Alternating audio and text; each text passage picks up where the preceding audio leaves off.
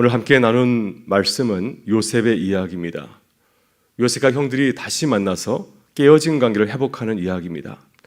사실 요셉과 형들의 관계가 깨어진 것은 아주 오래전의 이야기이죠. 형들이 동생 요셉을 미워하고 그를 종으로 팔아서 생긴 그 일입니다. 이로 인해서 요셉과 형들은 다시 회복하기 어려운 관계로 추락하게 되었습니다. 요셉의 상황에서 보면 어떻게 자신을 노예로 팔아버린 형들과 다시 화해할 수 있을까요? 형들은 그저 요셉에게 미안해, 우리가 잘못했어 라는 말 한마디로 이 문제를 해결할 수 있다고 생각할지 모르겠습니다. 그러나 화해는 그렇게 쉽지 않습니다. 무엇보다도 화해는 피해를 입은 사람이 만족해야 진정한 화해가 이루어지기 때문입니다. 성경 말씀 가운데 성서시대에 시행된 화해에 관한 아주 유명한 말씀이 있습니다. 눈에는 눈, 이에는 이. 예수님께서 산상수훈에서 이 말씀을 언급하였습니다. 이 말씀은 출애굽기 21장 23절 이하에 나오는 말씀인데 이렇습니다. 그러나 다른 해가 있으면 갑되 생명은 생명으로, 눈은 눈으로, 이는 이로, 손은 손으로, 발은 발로, 데운 것은 데움으로, 상하게 한 것은 상함으로, 때린 것은 때림으로 갚을지니라. 이 말씀은 어떤 내용인가요? 깨어진 관계를 회복하고 진정한 화해가 이루어지려면 피해에 대한 정당한 대가가 지불되어야 된다고 하는 것입니다. 피해자가 피해를 받은 만큼 보상해야 최소한의 화해가 이루어질 수 있다 하는 내용입니다. 그래서 성경은 이에는 이, 눈에는 눈, 다소 무서운 내용을 담은 그 말씀을 말씀하고 혹시 관계가 깨어졌을 때 화해하거나 용서하게 될 때 이 말씀을 기억할 것을 당부하고 있습니다. 이것은 사람과 사람 사이만 지켜야지는 원칙은 아닙니다. 하나님과 사람 사이의 관계도 마찬가지입니다. 하나님과 사람 사이의 관계가 깨어졌습니다. 근데 하나님께서 우리 사이 무너진 관계를 어떻게 회복하였습니까? 또 하나님과 우리 사이 관계에서 피해자는 누구인가요? 피해자는 우리가 아니라 하나님이십니다. 왜냐하면 우리가 죄를 지어서 하나님 관계를 깨어버렸기 때문입니다. 그래서 하나님과 우리 사이의 관계가 깨어진 거죠. 그런데 어떻게 하나님과 우리 사이의 무너진 관계가 회복되었습니까? 그것은 십자가의 희생과 죽음을 통해서 이루어졌습니다. 하나님께서 사람이 되어서 우리를 대신하여 십자가에 죽으셨기 때문에 그 죽음의 대가를 통해서 하나님과의 화해가 이루어진 겁니다. 이렇게 깨어진 관계를 회복하기 위해서는 반드시 희생과 책임을 감수해야 됩니다. 이것이 용서와 화해 이전에 선행되어야 할 문제입니다. 그래야 피해자가 그동안 고통당한 수모와 수치를 보상받고 위로받을 수 있기 때문이죠. 이것이 성경이 말하는 용서와 화해의 방법입니다. 오늘 본문에서 요셉과 형들 사이에 벌어진 용서와 화해 문제가 그렇습니다. 어떻게 요셉이 자신을 노예로 팔아넘긴 그 형들을 쉽게 용서할 수 있을까요?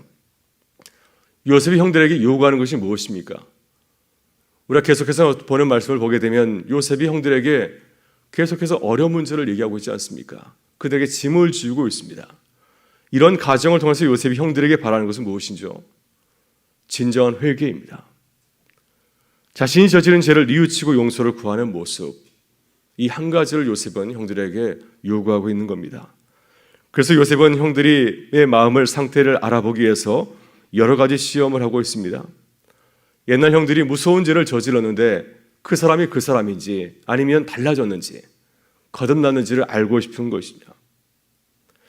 만일 자신의 잘못을 뉘우치지 아니하고 그 사람 그대로 있다고 한다면 어떻게 화해가 일어날 수 있을까요?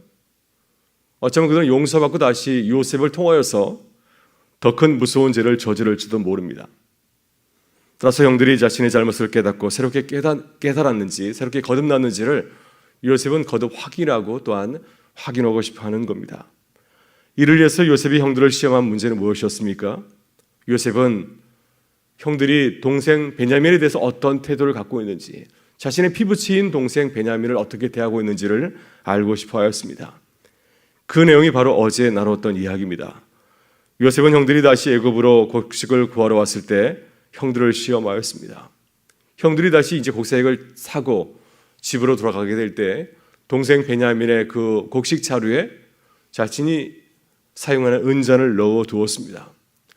요셉은 종들을 시켜서 형들을 뒤쫓아가서 그들을 붙잡고 추궁하였습니다. 요셉이 소중하게 사용하는 은잔을 너희들이 훔쳤다 말합니다. 그리고 요셉의 은잔이 발견되는 그 사람은 자신의 종으로 삼겠다고 하였습니다. 누구의 자료에서 은잔이 나왔습니까? 다름 아닌 동생 베냐민의 자료에서 요셉의 은잔이 나왔습니다. 따라서 요셉은 베냐민을 종으로 삼겠다고 말하였고 나머지 형들은 다시 다 집으로 돌아가도 좋다고 이렇게 이야기를 합니다. 그때 형들은 어떻게 요셉에게 반응하였습니까? 그들은 요셉에게 돌아가서 자신의 죄를 인정하였습니다. 그리고 요셉의 잔이 발견된 사람과 형들 모두가 요셉의 노예가 되겠다고 말합니다. 16절에서 이렇게 말하고 있습니다. 하나님이 종들의 죄악을 찾아내셨으니 우리와 이 잔이 발견된 자가 다 내 주의 노예가 되겠나이다. 그러나 다시 한번 요셉은 형들의 마음을 시험하는 문제를 냅니다.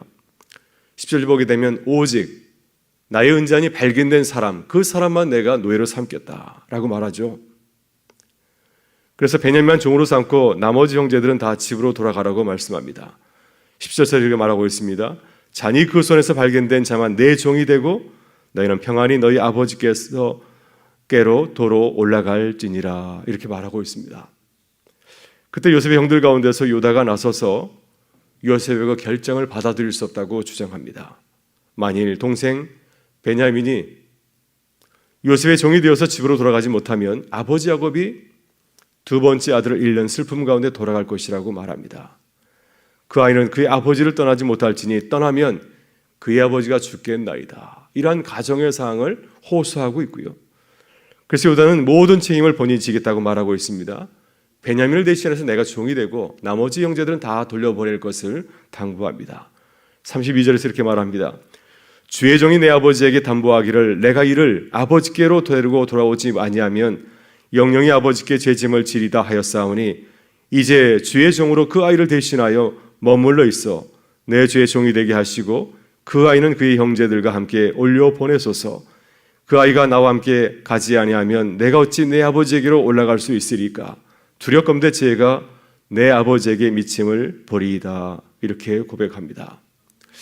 우리가 내일 확인하겠지만 유다가 자신의 죄를 인정하고 책임을 지겠다고 행동하였을 때 어떤 일이 벌어지게 되었습니까? 이 형들과 동생 사이에 있었던 요셉과 형들 사이에 있었던 그 앙금이 풀려가는 문제 해결의 길이 비로소 열리게 되었습니다.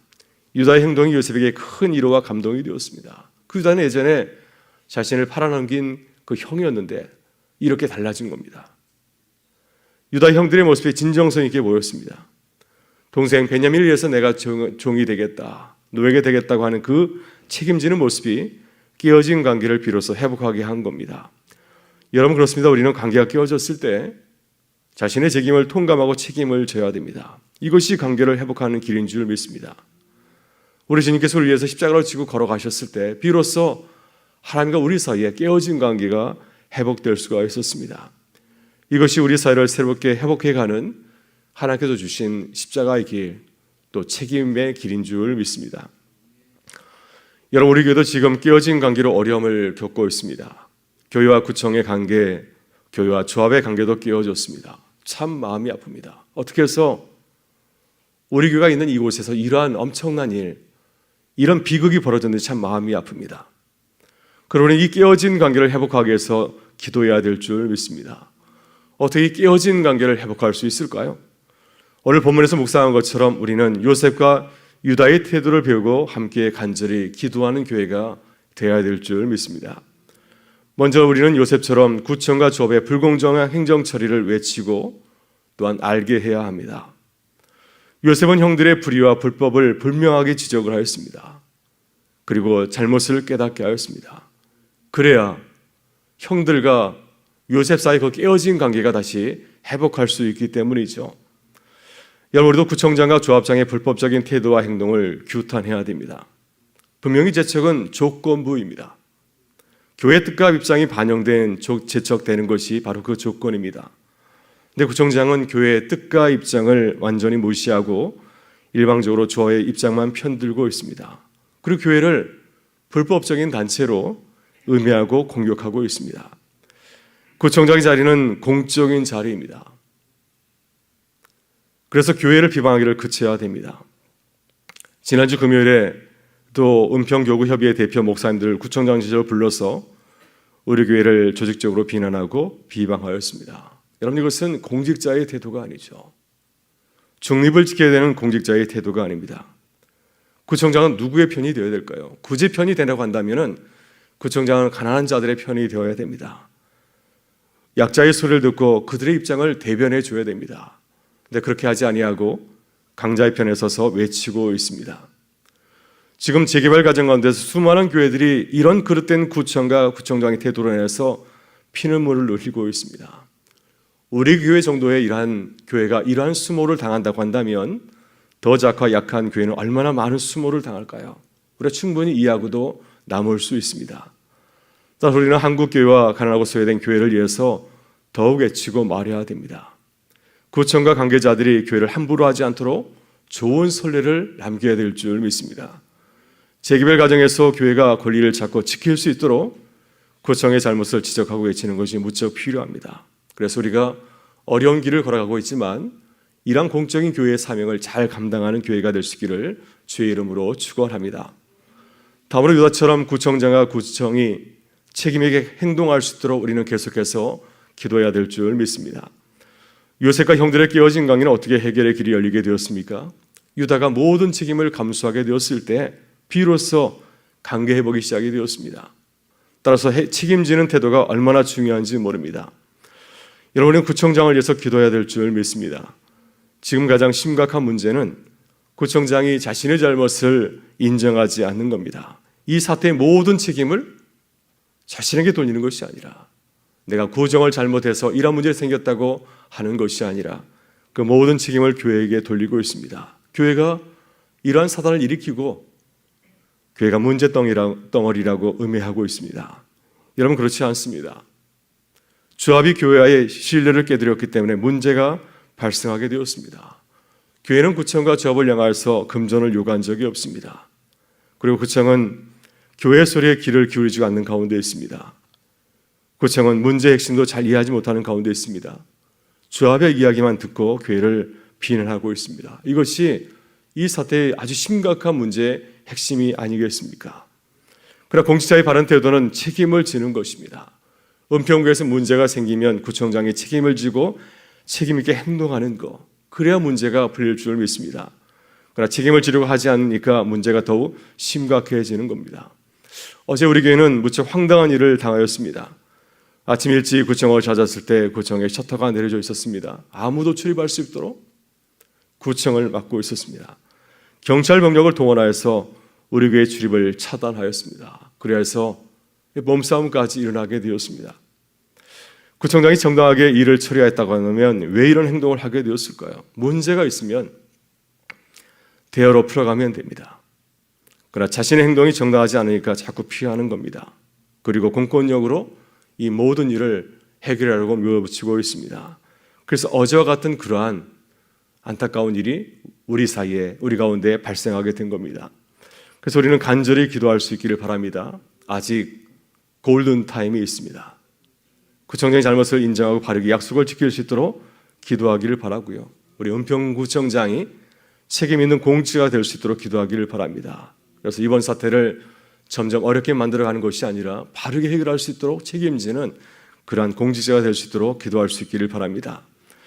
그리고 우리 교회도 이 일을 통해서 더욱 책임을 다하는 교회가 될 수 있기를 바랍니다. 이 문제를 풀어가는 것은 바로 우리 교회의 책임입니다. 우리 교회가 이 어려운 문제를 그리스도답게 잘 풀어갈 수 있도록 기도하는 교회가 될 수 있기를 바라고요. 그래서 궁극적으로 조합과 구청과 교회 사이에 깨어진 관계를 회복하는 교회의 책임을 감당할 수 있기를 바랍니다. 오늘도 우리의 책임을 다하고자 합니다. 11시에 구청함에서 제5차 항의 방문을 하려고 준비하는 가운데 있습니다. 우리 교우들의 참여를 부탁드리고 함께 온 교회가 기도하면서 선한 역사를 이루어가는 거룩한 하루가 되실 수 있기를 주의 이름으로 축원합니다. 기도하겠습니다. 주오신 우리 아버지 하나님, 오늘도 우리에게 기회의 말씀을 주시니 감사합니다. 요셉처럼 지혜롭게 행동하게 하시고 유다처럼 책임을 다하게 하여 주옵소서. 오늘도 구청합 시위를 이어가려고 합니다. 우리의 간절한 외침이 구청장과 구청의 마음을 움직이게 하셔서 이번 사태를 지혜롭게 해결할 수 있도록 인도하여 주옵소서.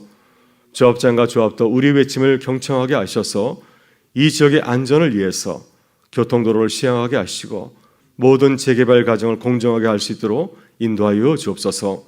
올 하루도 주님께서 우리를 긍휼히 여기사 주님의 뜻을 이루어가는 귀한 하루가 되기를 간절히 바라오며 우리 구주 예수 그리스도의 이름으로 기도드리옵나이다. 아멘.